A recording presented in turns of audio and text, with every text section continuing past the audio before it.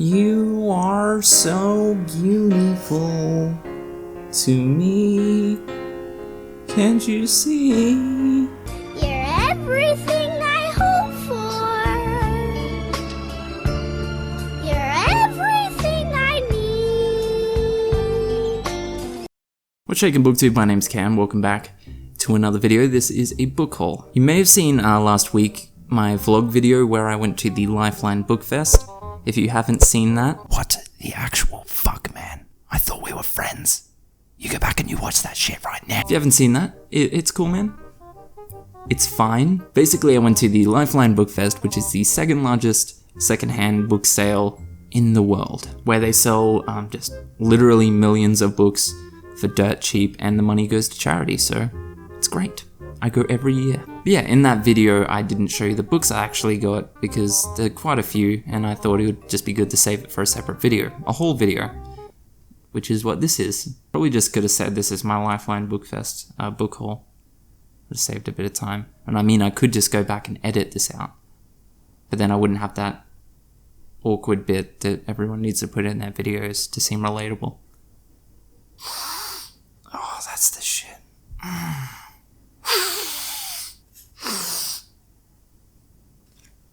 Roll the intro.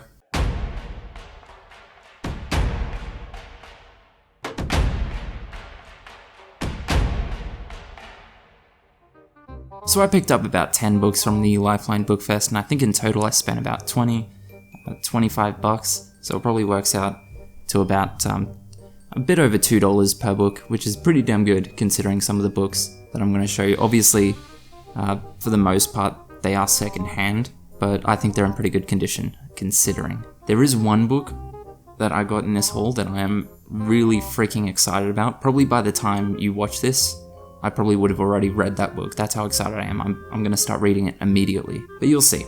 You'll have to hang in there, buddy. The first book I have is The Memoirs of Sherlock Holmes. So there's 11 short stories in here, and I'm pretty damn certain I've already got all of them in the big bind-up book I've got with all the Sherlock Holmes stories in it. I'm not gonna go grab it because it's currently holding up one of my computer monitors. But the reason I picked this one up is because it's one of the Penguin original covers, and yeah, look, I'm not gonna lie, it's just the aesthetic of it. That's pretty much the main reason I got it. There's just, well actually no, it's not just the aesthetic. Douchified myself for no reason. I actually remember now why I picked this up, and that was because the bind-up I have, obviously I can't just slip that into a bag and read the short stories on the go. So I wanted this so that I could kind of just take it with me in my bag, and I don't have to worry about it getting beat up and stuff.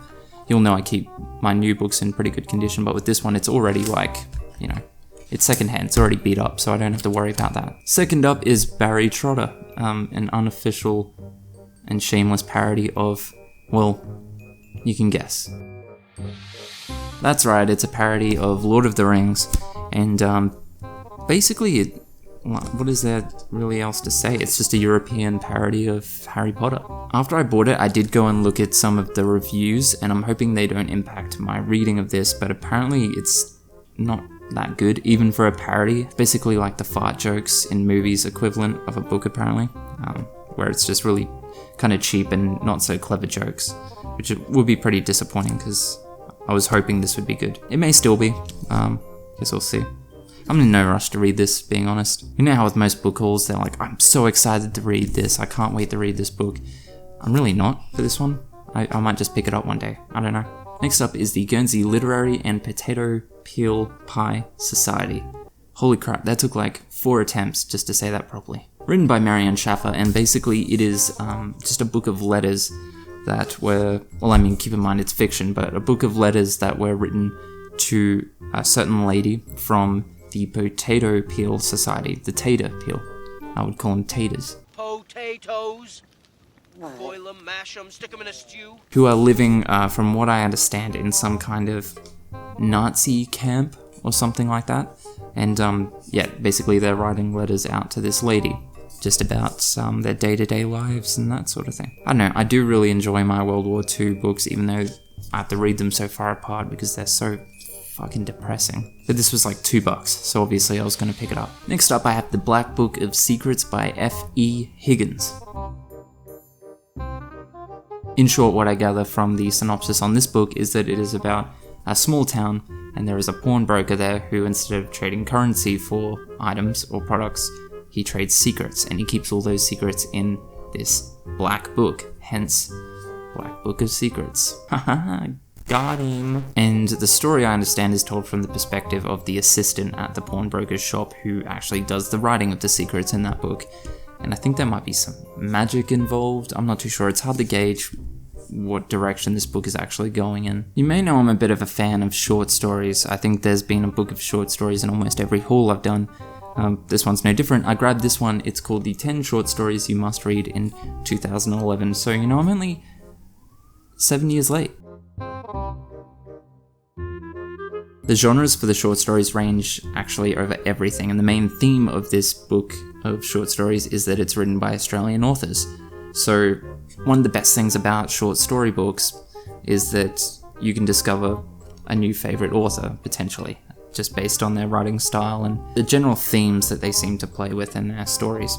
And that is how I've discovered some authors that I've avidly enjoyed, is through short stories. Fun fact, my favourite and first thing I read from Stephen King was a short story. It was Room 1408, which ended up being the movie 1408. It was a short story called something else, maybe The Room or something. I don't know, I can't remember, I read it so long ago, but probably due for a reread of that one, but yeah, it's a really great short story. And hopefully there's something in here that is at least half as good. Next up, you might expect me to be ashamed for picking this one up, but boy, nah. It is the Twilight Saga Official Illustrated Guide. Yes, I bought this. Now, to be fair, when I saw this book, it wasn't like I leapt over the counter and pushed a child out of the way to get it. But the main reason I did pick this up is because, first of all, it's in almost perfect condition. Secondly, this book I know for a fact is worth a lot more than the $2.50 I paid for it. And thirdly, last Bookfest, I actually picked up all of the Twilight books for $4 or something. So I figured, why not just add this to that collection? I mean, again, I'm in no rush to read them. But, yeah, I don't know, it would just have seemed like a waste to not pick this up for the price it was going for. And I don't know, it might be fun to compare the illustrations in here to how they turned out in the movies, maybe? Ah, there we go. I found Bella Swan. Damn, she is a lot more pretty than Kristen Stewart. There you go, I guess that's what Bella Swan was meant to look like. It's interesting. I think the point where you can feel like you've made it as an author is when people start doing fan art of your characters. God, I'm dreaming of that day. So after that, we're on to the big hardback 6x9s now. First one I have is Dolores Claiborne by Stephen King. From what I heard, this is one of his rare stories where it's not actually a horror or a thriller. It's something different altogether. Although I don't know how much truth there is in that, because the plot of this sounds kind of creepy. Basically, Dolores, from what I understand, was a caretaker or housekeeper for a woman, a crippled woman she was looking after, and that woman ended up murdered. And this woman's Dolores is telling the story to the police, I guess. Obviously, she's our main suspect. Also, let's appreciate that photo of Steve. You handsome, big George son of a bitch. So after that, I had another Stephen King book. This one I am a bit more excited to read, and this is one I've actually been chasing for a little while now. It's called From a Buick 8. This book is essentially about a blue cruiser, a Buick 8, which is a portal to another dimension. That's where the synopsis takes me for this one. I thought this was actually Christine when I first saw it there, and I got pretty excited. And I was like, oh, what's this? From a Buick 8, and I read the description, and it actually sounds a lot better than Christine. So we're down to the last book now, and this is the one I was telling you I was super excited for. This is the one that I've probably already finished reading by the time you watch this. It's still within the King family. It is Joe Hill, who you may know is Stephen King's son. And the book is HeartShaped Box. First of all, let me just say that this book cover is fucking beautiful. As far as Joe Hill goes, I think he has the potential to be an author that I would enjoy more than Stephen King, to be honest. I read Horns, and I loved it. That's one of my favorite books.